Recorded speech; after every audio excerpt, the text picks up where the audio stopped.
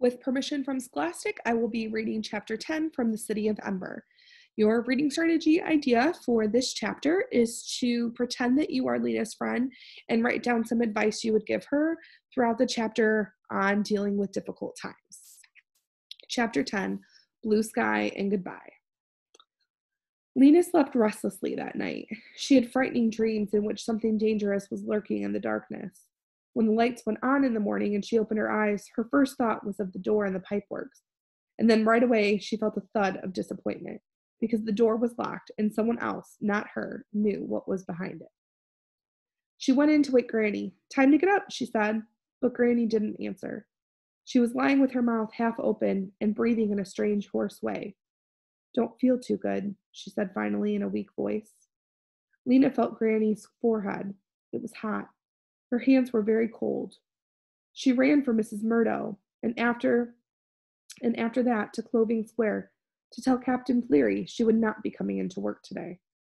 Then she ran to Oliver Street, to the office of Dr. Tower, where she banged on the door until the doctor opened it. Dr. Tower was a thin woman with uncombed hair and shadows under her eyes. When she saw Lina, she seemed to grow even more tired. "Dr. Tower," Lina said, "my grandmother is sick. Will you come?" "I will," she said, "but I can't promise to help her. I'm low on medicine." "But come and look. Maybe she doesn't need medicine." Lina led the doctor the few blocks to her house. When she saw Granny, the doctor sighed. "How are you, Granny Mayfleet?" she asked. Granny looked at the doctor blearily. "I think ill," she said. Dr. Tower laid a hand across her forehead. She asked her to stick out her tongue, and she listened to her heart and her breathing. "She has a fever," the doctor told Lina. "You'll need to stay home with her today. Make her some soup, give her water to drink, put rags in cool water, and lay them across her forehead." She picked up Granny's bony hand in her rough reddish one. "What's best for you is to sleep today," she said. "Your good granddaughter will take care of you." And all day, that's what Lina did. She made a thin soup of spinach and onions and fed it to Granny a spoonful at a time. She stroked Granny's forehead, held her hand, and talked to her about the cheerful things.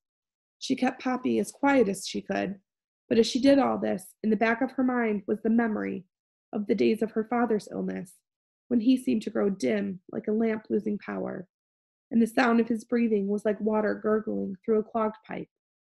Though she didn't want to, she remembered the evening when her father let out one last short breath and didn't take another, and the morning a few months later when Dr. Tower emerged from her mother's bedroom with a crying baby and a face that was heavy with bad news.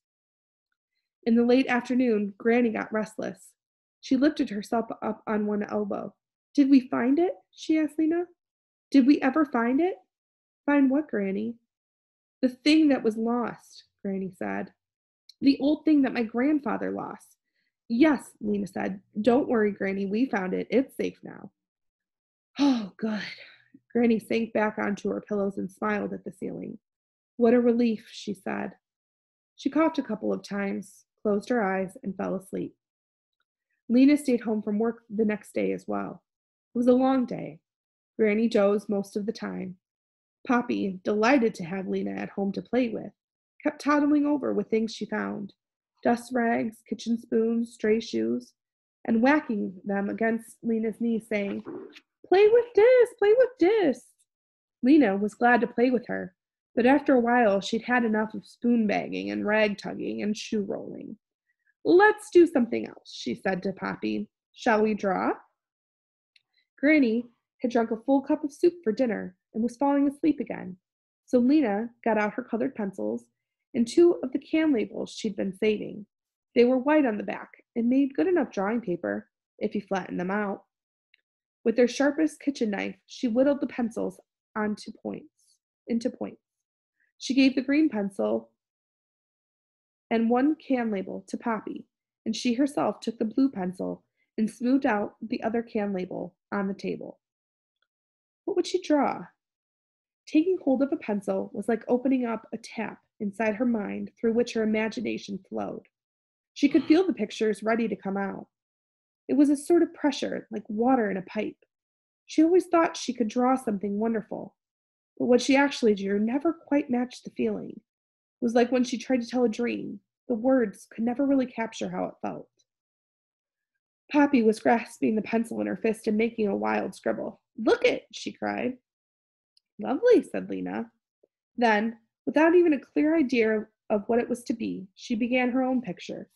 She started on the left side of the can label. First, she drew a tall, narrow box, a building. Then more boxes next to it, a cluster of buildings. Next, she drew a few tiny people walking in the street below the buildings. It was what she nearly always drew, the other city. And every time she drew it, she had the same frustrating feeling. There was more to be drawn.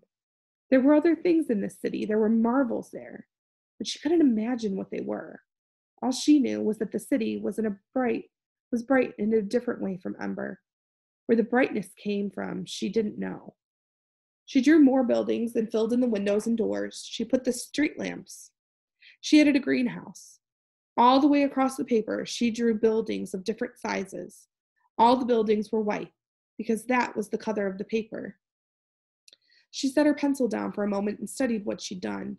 It was time to fill in the sky.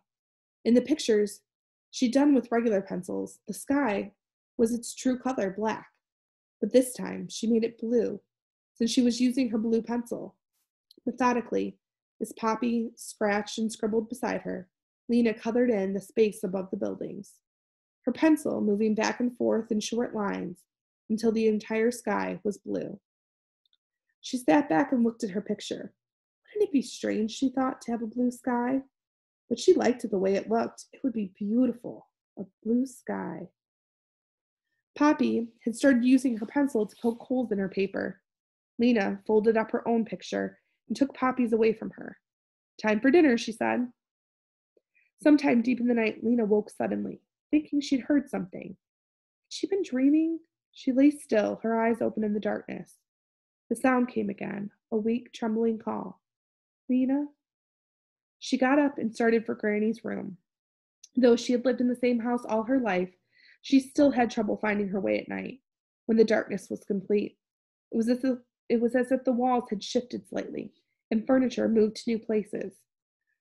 Lina stayed close to the walls, feeling her way along. Here was her bedroom door. Here was the kitchen and the table. She winced as she stubbed her toe on one of its legs. A little farther, and she had come to the far wall and the door to Granny's room. Granny's voice was like a thin line in the dark air. Lina, come and help.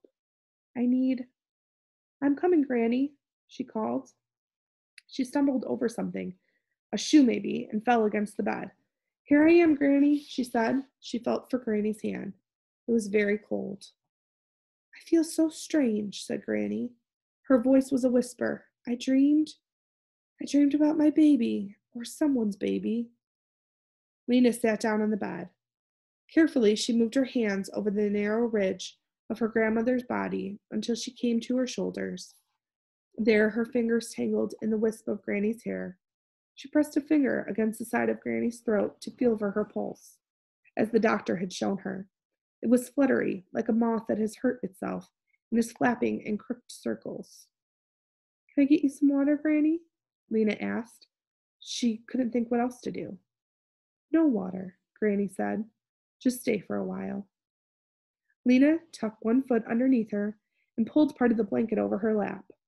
She took hold of Granny's hand again and stroked it gently with one finger. For a long time, neither of them said anything.